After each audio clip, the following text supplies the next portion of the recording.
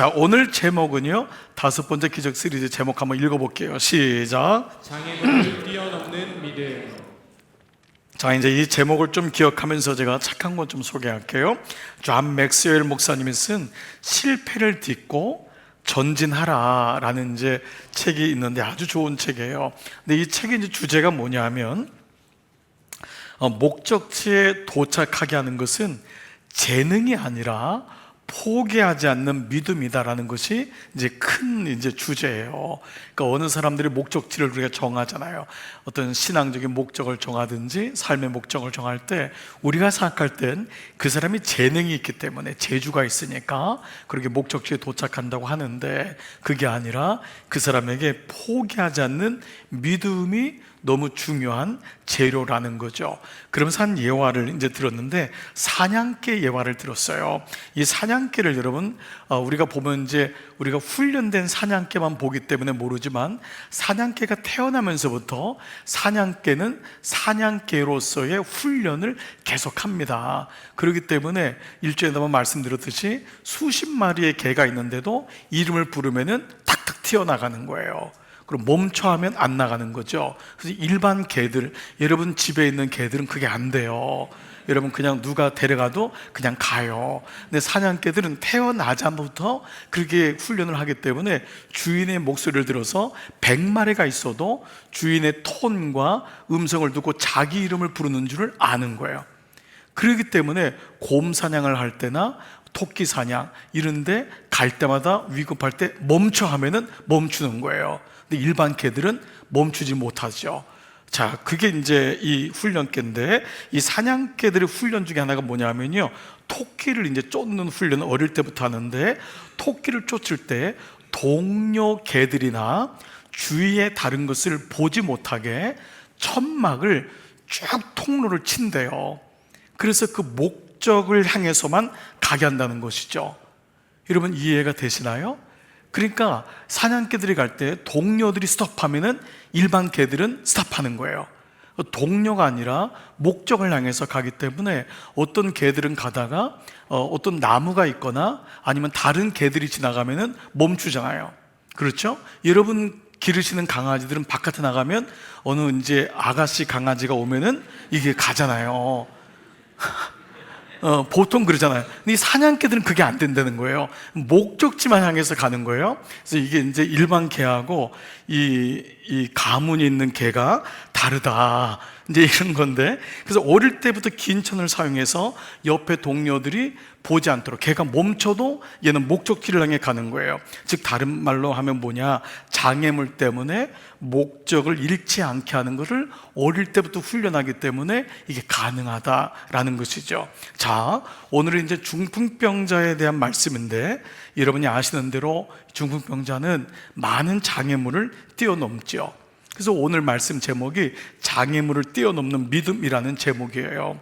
우리가 그동안 기적 시리즈를 묵상하면서 기적이 일어나는 두 단계가 있어요. 먼저는 당연히 본질적으로는 예수님이 찾아오세요. 그렇죠? 주님이 찾아오심으로 우리가 반응하게 되는 거죠. 그러면서 기적이 일어나요. 우리가 가나의 혼인잔치, 그렇죠? 예수님이 그 자리에 들어가신 거예요. 지난 시간에 거라사의 군대, 그렇죠? 군대 귀신 들린 자에게도 예수님이 풍랑을 뚫고 그 맞은편까지도 친히 가신 거예요.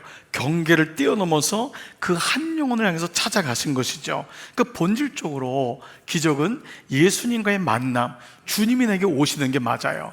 그런데 우리가 기적 시리즈를 이제 예화를 보면 다른 경우는 예수님께로 나오는 것을 보게 돼요.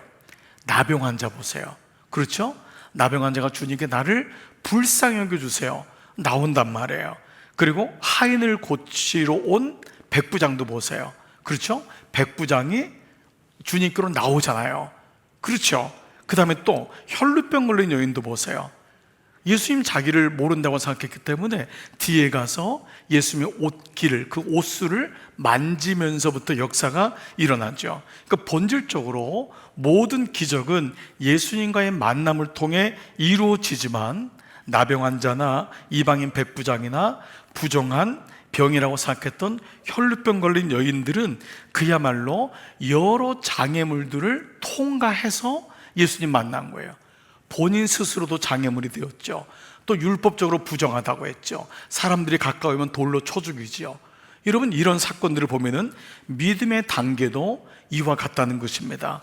홍해는 하나님이 친히 역사하셨어요.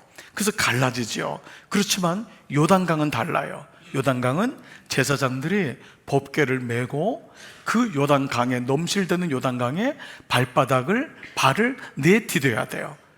그리고 이스라엘 백성들이 그 제사장을 따라 그 열린 물, 아직까지 다 열리지 않은 거예요. 그 물 사이를 통과했던 거예요. 홍해는 하나님이 친히 역사하시고 열어주지만 요단강은 밟아야지만이 열어진다는 것을 알게 되죠. 즉 믿음의 진보와 역사는 예수님이 찾아오신 것이 본질적이지만 동시에 내가 부단히 예수님께로 나아가야 되는 거예요. 이게 믿음의 역사인 줄 믿습니다. 우리가 오늘도 주님이 내게 찾아오셨지만 기도의 자리로 나와야 돼요. 말씀의 자리로 나와야 돼요. 주님이 오시겠지, 그걸 기다리고만 있으면 안 돼요. 믿음은 두 가지가 동시에 일어나는 거예요.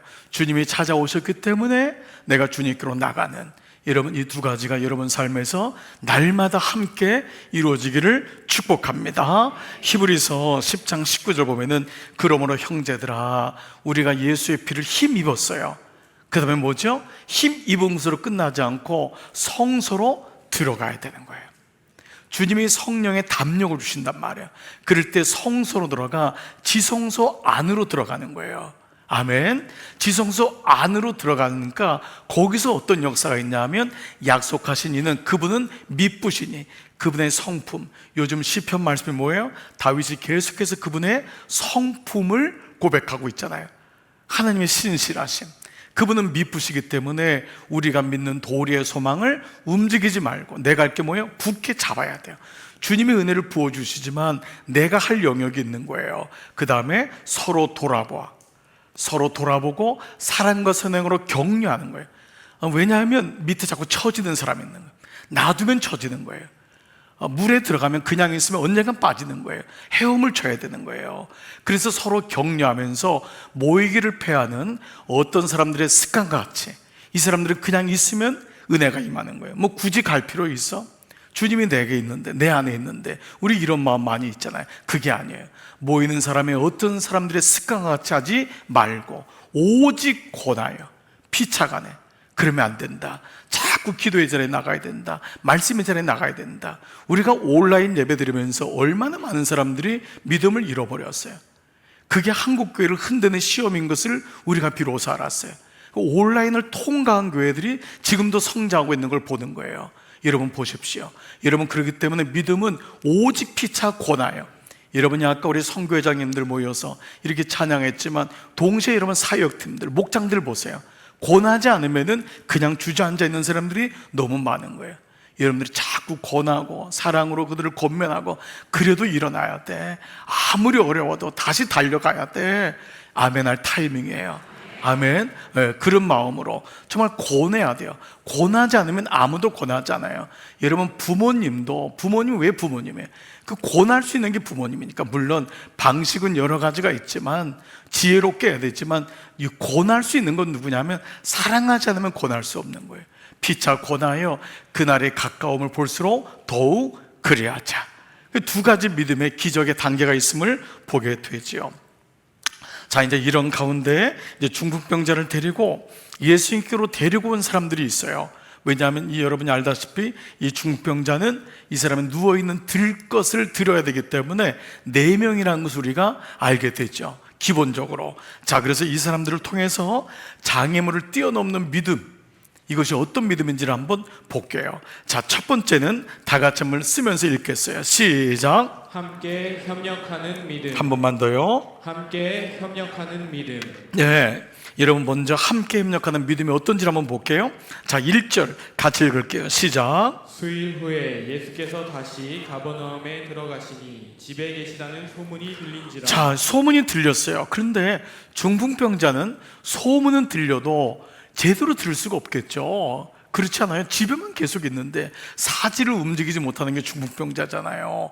그러니까 분명히 누군가가 들었을 가능성이 있죠. 그 누구예요? 오늘 말씀을 하면 4명, 들것을 든 4명의 동료들, 친구들, 믿음의 식구들이 분명히 들었을 거예요. 그의 가족들이 들었거나 부모님이 들었거나. 즉 믿음은 혼자서 되는 게 아니에요. 그래요. 예, 누군가의 도움이 있어야 돼요. 오늘이 첫 번째가 함께 협력하는 믿음의 눈을 떠야 돼요. 어떤 분은 나 혼자 잘 믿으면 되지, 절대 그렇지 않아요. 믿음이란 건 공동체가 이렇게 중요하다는 것은 공동체가 때로 상처도 주기도 하고 아픔도 있지만 여전히 본질을 기억해야 돼요. 여러분, 가정이 부모님이 제대로 못 산다고 내가 결혼을 안 할 거예요? 나는 가정이 싫어, 이거는 정상적이지 않잖아요. 사람들이 모이다 보면 부닥쳐요, 어려워요. 그러나 본질을 잊으면 안 되는 거예요. 그리고 오늘도 이 말씀에 보면은 누군가 소문을 들은 거예요. 그 소문을 중풍병자에게 얘기해 줬거나 아니면 중풍병자가 부탁을 했거나 같이 움직이게 된 거죠. 그래서 3절에 보니까 이건 사람들이 누군 가족들이라든지 부모님들이, 형제들이 이 중풍병자를 네 사람에게 부탁을 했어요. 네 사람에게. 아무나 중풍병자를 부탁해서 들고 가라, 이게 가까운 거리도 아니에요. 요즘같이 뭐 앰뷸런스가 있는 것도 아니고 봉고차에 태워서 가는 것도 아니고, 예수님의 가버나움과 그 거리는 엄청난 거리입니다. 여러분, 그 거리를 네 명이 온 정성을 다해서 가야 돼요. 중풍병자는 또 가다가 이게 또 쓰러지거나 한쪽으로 쏠리면은 그 가다가 또 돌아가시게 할 수도 있잖아요. 이게 어려운 거예요. 그러니까 네 명은 굉장히 또 책임도 져야 되고, 이 네 사람이 메운다는 건 쉬운 일이 아닙니다. 자, 그런데 예수께로 올 수 있는 무리들 때문에 예수께 데려갈 수 없으므로 보니까 지붕까지 뜯어요. 이 정신 나간 네 명이에요. 예? 지붕을 뜯고 구멍을 내고, 자기 집인가 남의 집에 구멍을 내고, 아니 그러니까 이 사람들이 이게 가만 보니까 정신이 제대로 된 사람이 아닌 것 같아요. 그리고 중풍병자를 누운 쌍을 달아내리는 거예요. 아니 이게 뇌진탕 걸리면 어떡하려고. 여러분 생각해 보세요. 옛날 같진 않잖아요. 여러분 별로 감동이 없으신 것 같아요. 그러니까 이게 묵상한 사람의 특권이에요. 나는 이 말씀 묵상하다 되게 막 웃기도 하고, 야 이게 보통 사람들이 아니다. 이게 내려가다가 중병자가, 여러분 그런 생각 안 해보세요? 이렇게 한쪽으로 쏠려가지고 그래서 막 중병자 벌떡 일어나가지고 막 멱살 붙잡고 그런 거 여러분 이렇게 그림이 안 그려지세요? 내가 임만 니들을 믿을 수가 있냐, 차라리 내가 가겠다, 뭐 이런 그런 그림이 그려지는. 그러니까 이게 뭐냐 하면 함께 한다는 것은 너무 놀라운 거예요. 이 네 명의 친구 도대체 어떤 친구인지 여러분 이분들도 천국 가서 꼭 물어보시길 바라요. 여러분 도대체 네 명이 누구냐고. 이 목장 식구냐, 우리말로 분명히 목장 식구가 아닐까. 아멘 안 할 줄 알았어요. 예. 자, 그래서 이런 의미는 뭐냐, 구원은 개인적이고 단수형이지만 구원에 이르게 하는 과정은 공동체적이고 복수형이라는 거예요. 다시요, 구원은 개인적이고 단수형이에요. 내가 구원받는 건 당연히 내 개인적이에요. 그건 단수예요. 그렇죠? 그러나 구원에 이르게 하는 과정은 공동체적이고 복수형이에요. 아멘. 여러분 이해되시죠? 한 사람의 구원이 그 사람이 똑똑해서 받는 게 아니에요. 누군가 울타리가 되어주고 그 믿음의 가정이 들어왔기 때문에 권유가 되고, 그 믿음이 같이 가는 거예요. 아프리카 속담에 한 아이를 키우려면 온 마을이 필요하다. 한 아이가 그냥 크잖아요. 한 아이를 키우려면 온 마을이 필요하다는 속담이 있어요.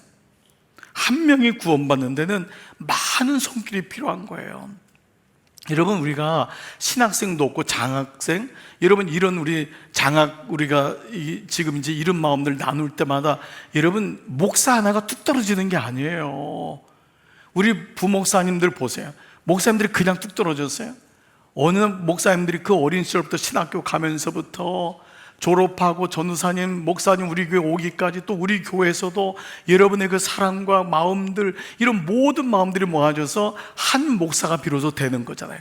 그 교회를 담당할 수 있는 만큼의, 그게 어느 교회를 가도 그만큼 100명을 맡고 1000명을 맡고 10,000명을 맡고 그런 마음이 되는 거예요.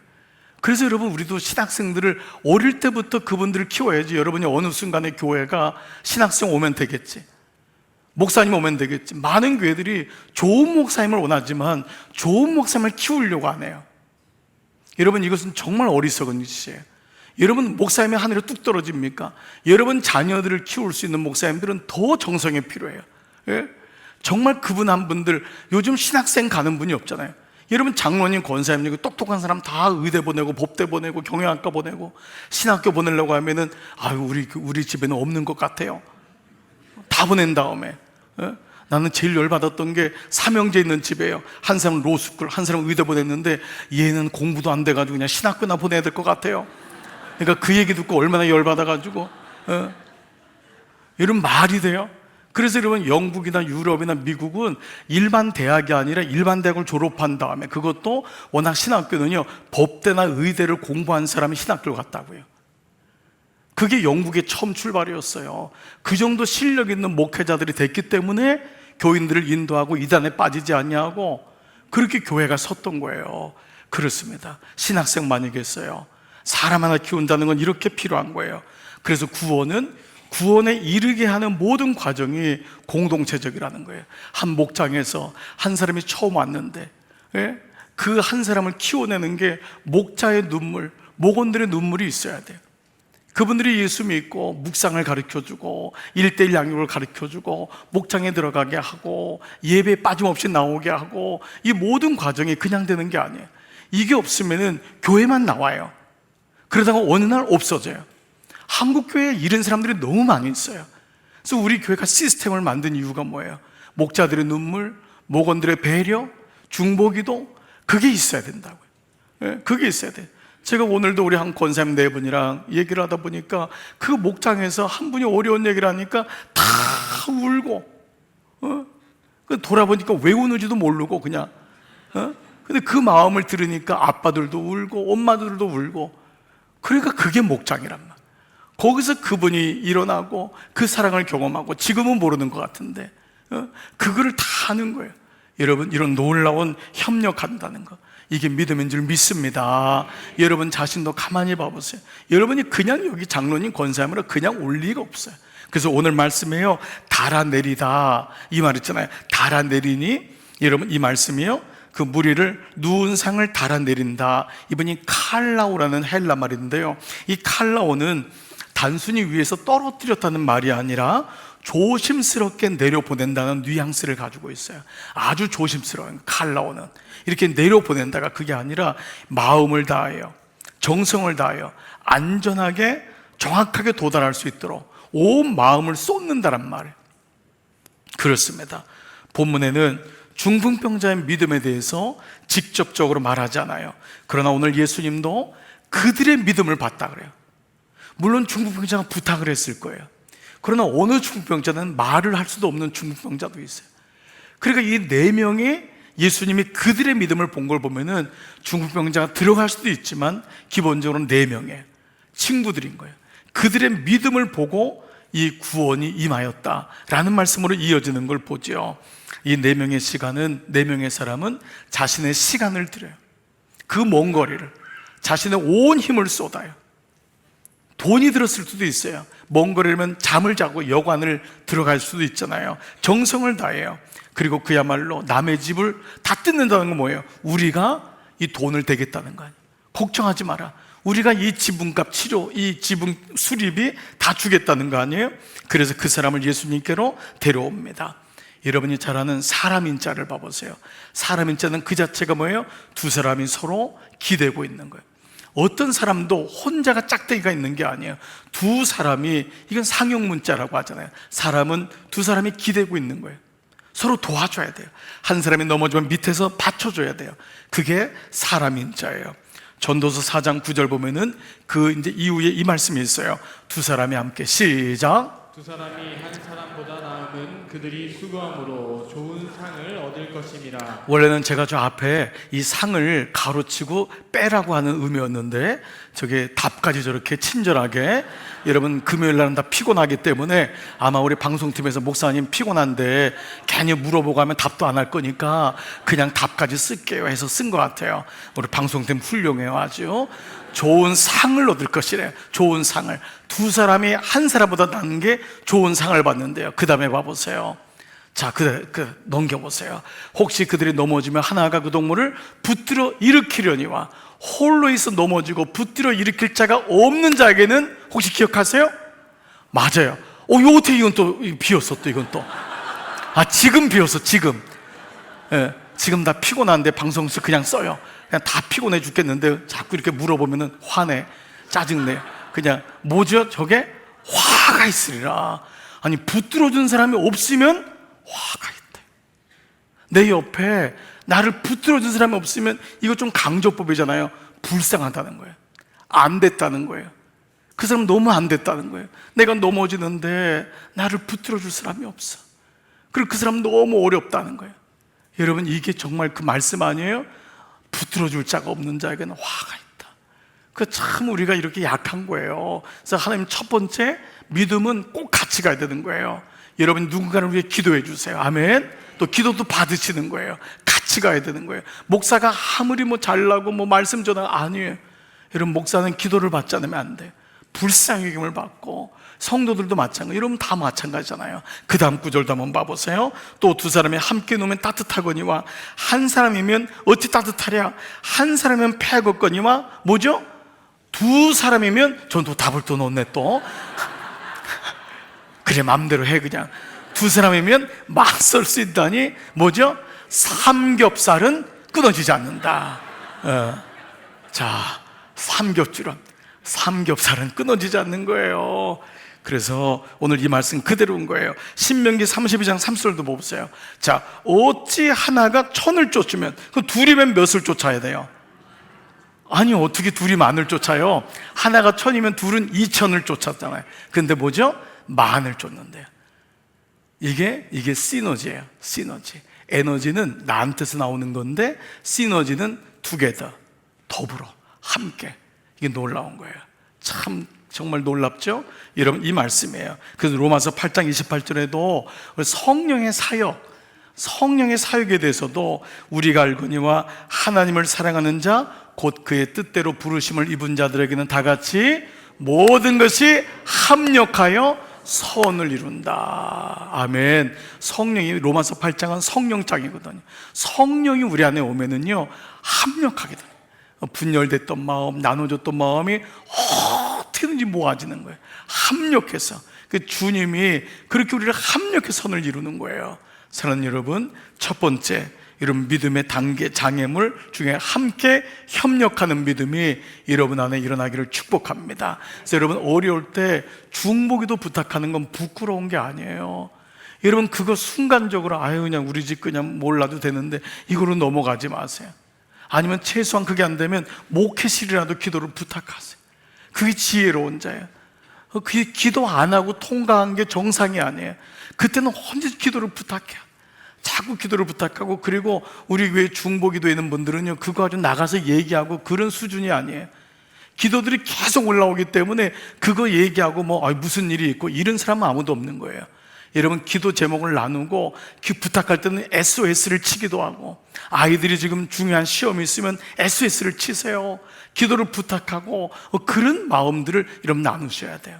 그리고 여러분, 중보기도자들은 여러분 여기 이미 많이 계시지만 여러분은 꼭 하나님과의 관계에서만 기도하기를 축복합니다. 그런 마음들이 있어야 돼요. 그래야지 마음껏 기도를 부탁하고, 그러나 기도를 부탁하는 건 너무 중요한 거예요. 여러분, 합력해서 선을 이루시기를 기도합니다. 두 번째는요, 다 같이 읽으면서 시작. 사람과 환경의 장애물을 뛰어넘는 믿음. 자, 한 번만 더. 사람과 환경의 장애물을 뛰어넘는 믿음. 두 가지가 나왔어요. 첫 번째는 사람, 두 번째는 환경. 자, 2절 한번 볼게요. 많은 사람이 모였어요. 자, 큰일 난 거예요. 아니, 이게 순서가 있겠죠. 거기도 막 병자들이 모였을 테니까 예수님이 한 집에 들어갔는데 옹신할 수가 없다는 거예요. 사람들이 너무 많으니까. 게다가 많은 사람들이 문 앞까지도 모여서, 그 다른 성경에는 길이 없더라. 길이 없더라. 길이 없는 거예요. 길이. 어디가 문인지 들어갈 수가 없는 거예요. 그래서 사람 때문에 들어갈 수가 없고, 4절에서는요, 무리들 때문에 예수께 데려갈 수가 없는 거예요. 여러분, 얼마나 안타까워요. 여러분, 정말 너무너무 아픈 친구를 데려왔는데 사람들이 양보 안 하겠죠. 거긴 다 긴급한 병이니까. 그렇게 지금 이런 게 있는 거예요. 자, 첫 번째는, 가장 큰 장애물은 병 자체가 아니었어요. 병을 가지고 예수님께로 가야 되는데 장애물이 뭐죠? 사람이에요. 사실 늘 사람은 참 어려운 존재예요. 사람은 두 가지 측면이 있어요. 여러분, 우리가 주님의 교회를 섬기고 여러분 사역을 하고 가정을 이루고 자녀를 기르고 모든 살아가는 것은 어찌 보면 사람 때문에 힘들어하는 걸 전제로 되는 거예요. 그렇게 내가 사랑해서 선택을 했던 그 사람이 제일 나를 괴롭히는 사람이 될 수도 있어요. 여러분이 그렇게 축복 가운데 나왔던 아이가 여러분의 마음을 제일 힘들게 하는 또 그 역할을 감당하기도 해요. 때로는 믿음 생활할 때 내가 그렇게 믿고 내 마음을 다 얘기했던 그 사람이 어느 날 나를 제일 힘들게 하는 그 사람이 될 때도 있어요. 그래서 우리는 기본적으로 사람 때문에 힘들어요. 그런데 가만히 보면은 결국 사람을 구원하기 위한 것이 사역이라는 거예요. 사람 때문에 힘들지만 우리의 모든 사역의 결과는 뭐래요?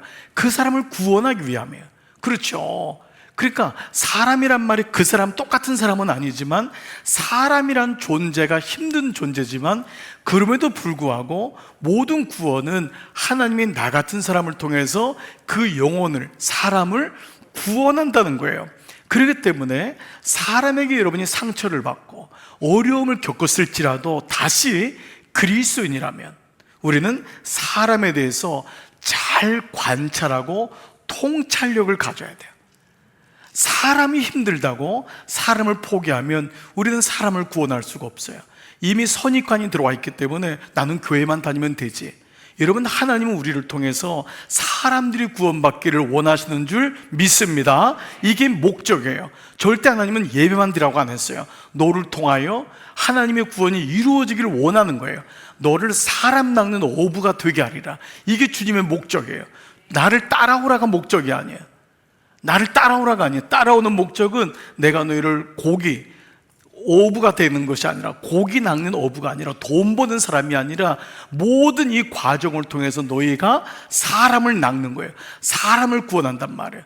그 사람 자체는 어려울지라도 사람을 통해서도 구원이 일어나고, 사람이 우리의 궁극적인 목적이라면 우리는 사람에 대해서 공부해야 돼요. 우리는 사람을 잘 몰라요. 여러분이 그냥 사랑한다는 건 사랑의 기술이 필요하듯이, 에릭 프롬이 사랑의 기술이란 말을 쓴 것은 많은 사람들이 결혼을 했지만 사랑을 모른대요. 어떻게 할 줄을 무례한 거예요. 내 방식으로 사랑하는 거예요. 그렇기 때문에 나중에는 상처를 주고받고 아픔을 겪는 거예요. 우리는 사랑을 배우질 않아요. 그래서 본대로 사랑하는데 우리의 1차적인 스승은 우리의 부모님인데, 부모님 중에 열에 1명 정도만 조금 행복한 삶을 살지 열의 7, 8, 9는 대부분 불행한 삶을 살았던 것이 우리 지금의 세대의 윗세대예요. 우리에게 좋은 어떤 모델을 보여준 게 아니었어요. 그래도 반면교사를 삼고 우리는 좋은 가정을 이루어야 했지만 배운 적이 별로 없음을 보게 돼요. 왜 우리 교회에서 재작년부터 부부학교를 했을까요? 왜 3040들, 올 10월 달에는 4050들이에요. 왜 부부학교를 할까요? 부부학교를 통해서 배워야 되기 때문에 그래요. 서로를 모르면은 그 사랑을 오해하고 곡해하고 자꾸 딴 것으로 가기 때문에 그래요. 그래서 우리가 적과의 동침이라고 하는 유명한 말이 나와 있는 거예요. 웃지도 않으시는구나. 일본의 정신과 의사인 오카다 다카시라는 분이 쓴 나는 왜 저 인간이 싫을까? 라고 하는 책이 있어요. 필독입니다. 필독. 아주 좋은 책이에요. 아주 책 제목이 너무 마음에 들어요. 나는 왜 저 인간이 싫을까? 이 책 제목 때문에 이 책이 많이 팔렸어요. 소재가 뭐냐면요, 왜 사랑하는 사람보다 나는 거슬리는 사람이 더 생각날까? 왜 공동체 안에서 사랑하는 사람이 많아졌는데도 불구하고 거슬리는 사람이 더 생각이 날까? 사실 인생이 이런 참 어려운 거예요. 딜레마가 있죠. 그렇게 나를 사랑하는 사람이 많은데 거슬리는 사람 한 명이 오면은 그 사람 때문에 사랑받는 것조차도 잊어버려요. 그리고 그 사람하고 부닥치기 시작해요. 자, 이것을 이 다카시는 뭐라고 했냐면 인간 알레르기 증상이라고 했어요. 인간에 대한 알레르기, 부작용이 일어난다는 거예요. 4가지를 이제 평가를 했는데 그냥 들어만 보세요. 사람을 떠올리면 첫 번째, 긍정적인 일보다 부정적인 일이 먼저 떠오른대요. 사람을 통해서 이런 일이 일어날 거야, 긍정적이 아니라 부정적인 일이. 이게 우리 다 상처죠. 그렇죠? 부정적인 일이 떠오르는 거예요. 두 번째, 조금만 불편해도 얼굴에 금방 티가 나요. 그 사람을 품을 수 있는 룸이 없어요. 여유가 없는 거예요. 조금만 싫으면 티가 나는 거예요. 세 번째, 싫어하는 사람을 생각하면 스트레스를 심하게 받아요. 그래서 그 사람을 얘기하면 결국 단점을 얘기하게 되고 결국 얘기 안 되면 후회하게 돼요. 그때 스트레스 지수가 엄청 높아집니다. 여러분, 우리가 그런 경우 많죠. 네 번째는 사람에 대한 혐오감 때문에 행복한 일을 생각할 겨를이 없어요. 사람에 대한 상처, 혐오감 때문에 행복한 일을 생각을 못 한대요. 행복한 일이 많음에도 불구하고. 그래서 오늘날 알레르기가 뭐냐면, 오늘날 이 시대가 정치라고 하는, 경제라고 하는 이 시대, 양극화된, 이념화된 이 시대가 만든 공격형 알레르기 인간들이 너무너무 많아졌대요. 이건 일본의 경우인데, 일본은 우리보다 3, 40년이 근대화적으로 앞섰기 때문에 이것은 우리나라도 지금 똑같이 경험하고 있는 거예요. 공격형 알레르기를 가진 사람들, 이게 뭐냐 한번 들어보세요. 우리의 일상적인 관심의 대부분도 악한 쪽이 누구냐, 잘못된 게 누구냐 하는 적으로 만드는 거예요. 그리고 그 사람에 대한 비난으로 일관하는 경향이 계속해서 뉴스와 모든 사람에게 나타나기 때문에, 그래서 그 악한 사람을 만들고 모든 책임을 떠넘기고 공격하고 제거하면서 그것을 확신하는 경향들이 만들어진대요. 여러분, 지금 우리나라 똑같잖아요. 한 이념화 만들어가지고, 예? 무엇이 옳고 그른지도 정확히 모르면서도 거기에 대해서 악한 그 상대를 만들어 놓고 만나기만 하면 그 사람을 욕하고 아닌 사람은 그 자리를 떠나고, 이런 일들을 통해서 모든 책임은 이 공격하고 제거하려고 하는 이 공격형 알레르기가 있어서 대화가 안 된대요. 대화가 되지 않는. 그런데 이런 가운데 인간 알레르기 증상을 회복하는 항체가 뭐냐면, 여기 다정함과 공감이라는 단어를 썼는데, 이 말이 뭐냐면은 자기 자신을 아낄 줄 알아야 된대요. 자기 자신을, 자기의 소중함을 인지하는 것을 다정함이라는 단어를 썼어요. 자기에게 다정한 사람이 다른 사람에게 다정할 수 있대요. 여러분, 참 의미가 있지 않나요? 우리는 현대인이 너무 바빠서 자기를 왜 그래요? 자기를 아끼는 걸 못한대요. 나를 쓰다듬어주고, 아, 수고했어, 애썼다. 자기를 아껴주고 자기를 쓰다듬어주는, 자기를 사랑해주는 것을 해야 된다는 거예요. 대부분 공격형 알레르기가 있는 사람이 뭐냐면 자기를 사랑해줄 줄 모른대요. 그러니까 자기를 사랑해줄 줄 모르니까 계속해서 다른 사람을 사랑하는, 다른 사람을 공격하는 마음이 생기다 보니까 공감 능력이 없어진다는 거예요. 그래서 이 사람은 정신과 의사라서요, 최근의 연구에서 다정함, 자기를 사랑해주고 자기를 아껴주는 마음, 공감은 어린이의 건전한 성장과 발달은 물론 어른이나 노인의 건강과 장수에도 가장 절대적인 영향소라는 거예요. 어른이 됐는데 너무 적이 많아, 아직도. 그게 뭐냐면 자기를 사랑하지 못하는 마음이래요. 그러면 늘 공격형이 된대요. 며느리가 들어왔는데, 사위가 들어왔는데, 누가 새롭게 들어왔는데 이게 안 되는 거예요. 억셉트가 안 되는 거예요. 그래서 이럴수록 여러분 뭐죠? 굉장히 중요한 통찰력을 주더라고요. 여러분, 가만히 보니까요, 저도 그런 경우가 많았어요. 저도 목회 지향적이다 보니까 저를 아끼지 못하고 저를 사랑해주지 못할 때가 많은 거예요. 그리고 여러분, 이것은 셀피시한 게 아니에요.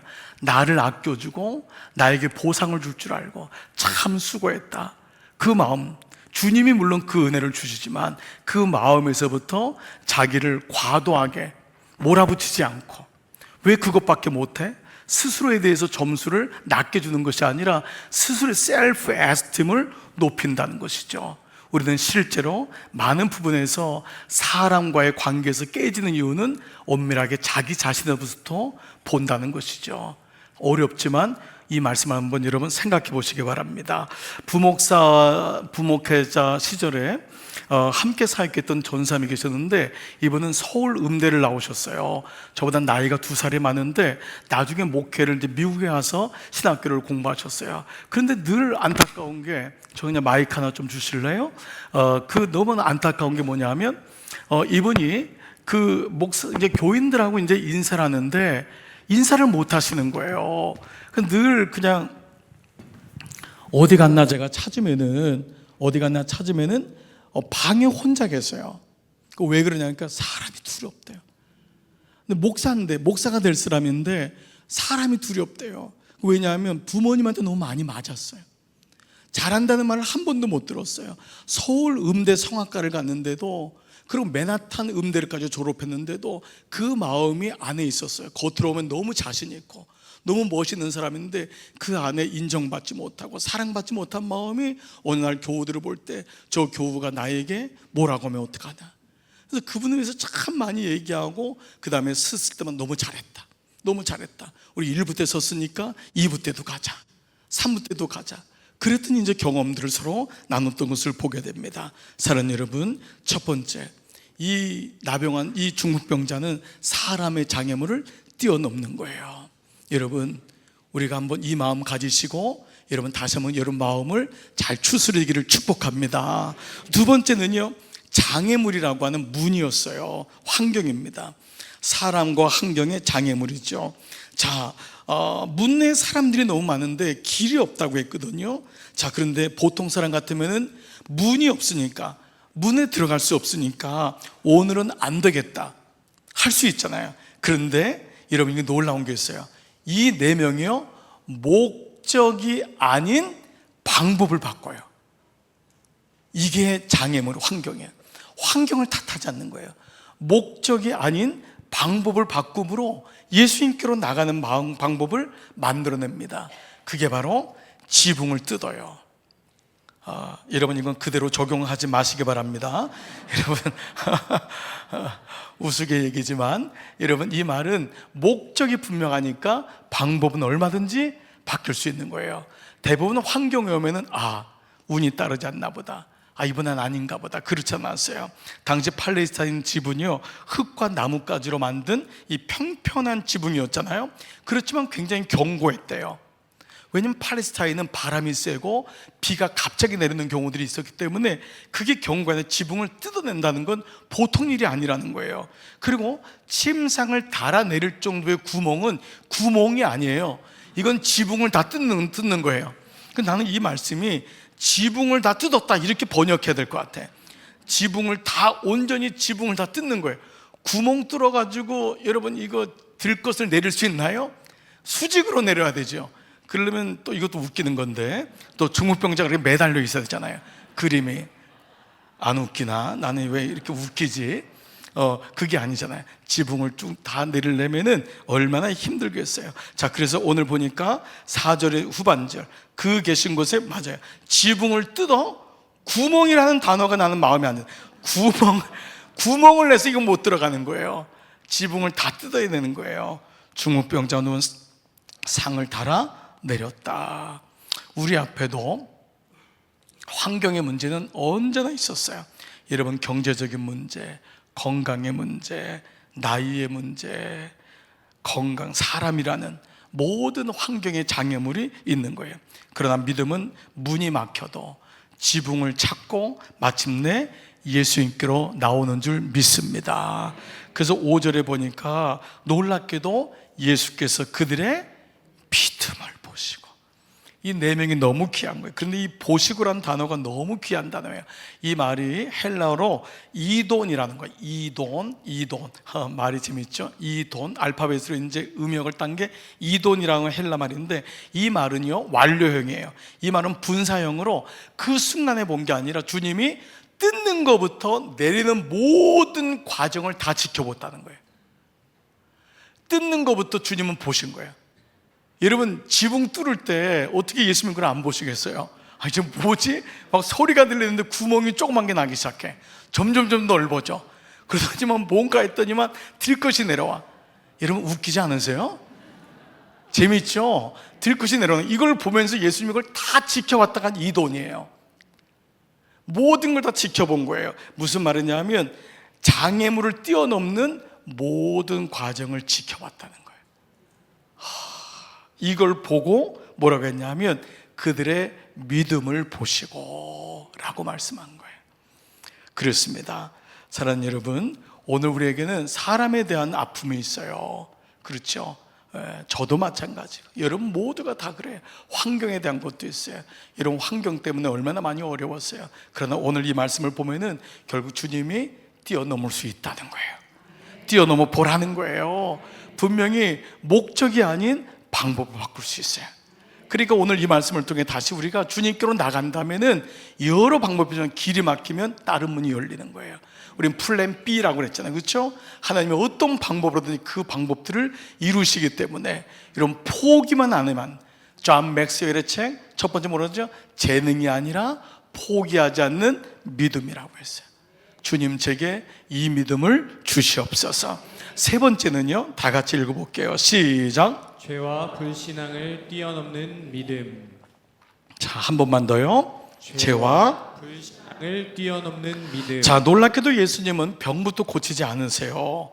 뭐라고 하냐면 5절에 보니까 중풍병자가 이르시되 작은 자야 내 죄사함을 받았느니라. 먼저 병 먼저 고치자는 거예요. 너 다 나았다 이게 아니라 먼저 죄사함을 받았대요. 여기 먼저 작은 자라고 하는 게 묵상이 될 것 같아요. 이 작은 자란 단어는 테크논이라고 하는 헬라어인데, 이 테크논은 뭐냐면요, 그냥 이 son이나 그냥 child가 아니에요. 물론 영어 성에는 my son, my child 이렇게 나와 있는데, 이거는 뭐냐면 연민과 사랑이 담긴 호칭이에요. 그러니까 우리말로 하면 얘야 이 말이에요.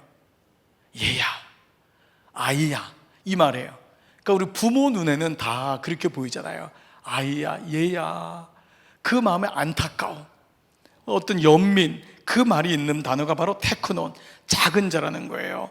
이 말은 그동안 중풍병자가 얼마나 많은 고통 속에 살았는지를 주님이 아시는 거예요. 무엇보다 유대인들은 이런 중병이 뭐라 그랬죠? 죄를 진 결과라고 생각했잖아요. 그러니까 이 사람은 몸도 아픈데 율법적으로도 구원받지 못한 자인 거예요. 그거를 주님이 아시고 얘야 얼마나 아프냐, 얼마나 고생이 많았냐, 이게 작은 자예요. 작은 자야. 이 주님의 마음이 그대로 있는 거예요. 안타까운 마음으로 뭐라고 하냐면 아들아 이제 내 죄가 사함을 받았다. 그러니까 이 중풍병은 병이 나은 것도, 병이 자체도 고통이지만 이미 우리 나병 환자나 혈루병 걸린 여인들 뭐죠? 그 죄가 율법으로 구원받지 못한다고 이미 확정됐기 때문에 그게 사실 가장 큰 고통이라고 해요. 성전에도 들어가지 못하잖아요. 기도도 할 수 없는 거예요. 이미 천형이라고 했다고요. 하늘로부터 받은 벌. 하나님은 절대 그렇게 얘기한 적이 없는데 율법을 가진 그들이 그렇게 그것을 만들어 버린 거예요. 그러다 보니까 이 중풍병자도 그 고통 속에 있었기 때문에 주님은 먼저 그의 병을, 몸을 먼저 고치기 전에 그를 얽어매고 있고 구원받지 못하고 하나님은 자녀에 살지 못하고 있는 그를 향해 얘야 이제 이 시간 너는 구원받았다, 그 말씀을 주고 있는 줄 믿습니다. 예수님은 중풍만 본 게 아니에요. 그의 영혼을 본 거예요. 그의 고통스러운 그 아픔들, 그의 죄를 본 거예요. 사랑하는 여러분, 예수는 우리가 일생을 살면서 만나는 모든 장애물을 통해 우리의 영혼이 구원받고, 당연합니다. 그러면서 우리가 살아나기를 원하는 거예요. 이런 병이 들을 수 있어요. 이런 물질의 강도를 만났나요? 관계 아픔이 있어요. 여러분 이 과정에서 하나님이 원하시는 게 있어요. 그 문제 자체만 아니에요. 우리는 그 문제만 가지고 오지만 주님은 우리의 영혼을 만지시는 줄 믿습니다. 그 과정을 통해 우리의 상한 마음, 주님과 멀어진 관계, 죄의 문제, 그 문제를 만드는 거예요. 그래서 여러분 요한 3서 1장 2절에 여러분이 너무도 잘 아는 사랑하는 자여 내 영혼이 잘된 같이 내가 범사에 잘되고 강건하기를 내가 강구하노라. 그래서 우리를 주님이 우리가 병을 가지고 왔지만 이 병을 가지고 왔을 때 우리가 구원받는 시간인 줄 믿습니다. 여러분이 문제를 가지고 금성집회, 금요성령 집회 와요. 그렇지만 문제만 해결받는 게 아니에요. 여러분의 영혼이 구원받고 그때 하나님하고 더 가까워지는 거예요. 그리고 우리는 문제를 가져오지만 주님은 문제 뒤에 있는 우리의 모든 아픔을 보시고 우리의 죄의 문제와 하나님과 멀어진 모든 것들을 치유하시는 줄 믿습니다. 이것이 첫 번째, 죄를 뛰어넘는 믿음이에요.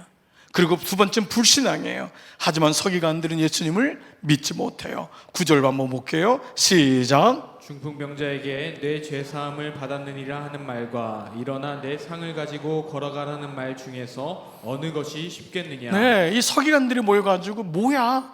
이거 하나님의 신성을 못 얻게 저게 뭐라고 나사렛 예수가 어떻게 너가 죄사함을 받았다 이런 얘기를 하는 거예요. 그러자 예수님이 뭐라 그래요? 일어나서 걸으라는 게 죽겠냐? 아니면 내 죄사함 받는 게 쉽겠냐? 당연히 일어나 걸으라는 게 훨씬 쉽지요. 근데 죄사함을 얘기한 것은 10절 보세요. 그러나 인자가 땅에서 죄를 사하는 권세가 있는 줄을 너희로 알게 하람이라. 뭐예요? 이 기적을 통하여 주님이 어떤 문제를 드러내신 거예요. 이게 시그널, 표적이라 그랬잖아요. 모든 기적은 주님이 어떤 분인지를 드러내시는 분이에요. 중풍병자가 나은 것이 아니라 이 사건을 통해 하나님이신 예수 그리스도가, 예수 그리스도 하나님의 본체이신 그분이 죄의 권세를 가지고 이 땅에 오신 하나님의 본체이심을, 하나님이심을 우리에게 보여주는 말씀이 이 말씀인 줄 믿습니다. 그러면서 뭐라 그래요? 비로소 중풍병자에게 일어나라는 거예요. 내게 이르노니 일어나라는 거예요. 이제 병이 고쳐진 거예요. 일어나라는 거예요. 너 상을 가지고 집으로 가라니. 이 사람이 일어나서 가는 역사가 일어난 줄 믿습니다. 말씀을 마무리하겠습니다. 사랑하는 여러분, 우리는 오늘 장애물을 뛰어넘는 세 가지 믿음에 대해서 배웠어요. 첫 번째는 절대 믿음 생활은 혼자가 아니에요. 힘들고 어려워도 함께 협력해야 돼요. 여러분의 자녀가 구원받는 데는 여러분의 도움이 필요한 거예요.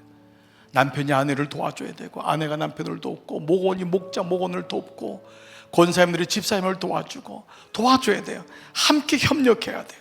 이 믿음이 필요한 거예요. 믿음은 혼자 잘난 척하는 게 아니에요. 같이 더불어 가는 거예요. 우리 모두가 중보기도가 필요한 거예요. 또 누군가를 해서 중보기도 해줘야 되는 거예요.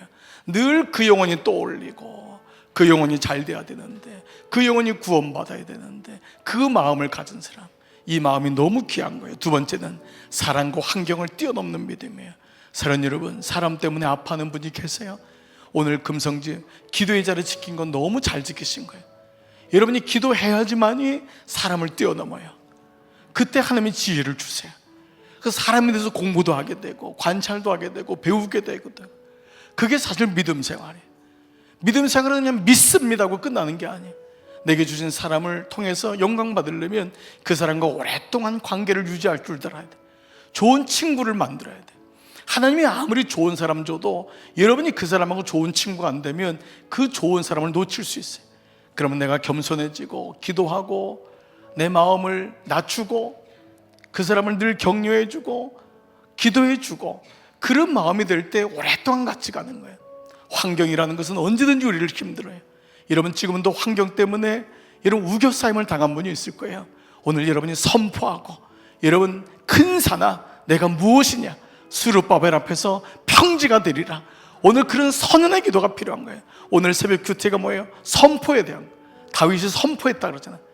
나약한 기도, 그 기도가 아니라 오늘 이제 기도하면서 웜업이 될 거, 웜업. 기도하면서 조금 기도하다가 기도에 탄력을 받고 성령이 내 마음에 뜨거움을 주시면서 기도가 확 되면서 어느 날 선포가 되는 기도. 주여 내 마음에 담대함을 주세요. 성전의 지성소로 들어가는 믿음을 주시는 거예요. 그때 이사야 44장 16절 말씀, 종의 말을 세워주는 그 말씀이 무엇인지를 내 마음에 확신하게 되는 거예요.